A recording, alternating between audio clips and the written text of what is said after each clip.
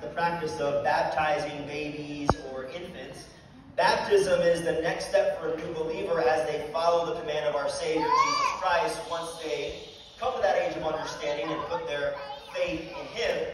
And we'll be rejoicing with those believers who have made that decision later this afternoon.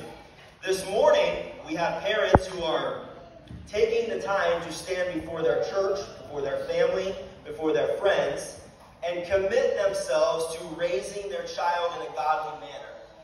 And asking for God's blessing, asking for God's wisdom, asking for God's guidance in their child rearing.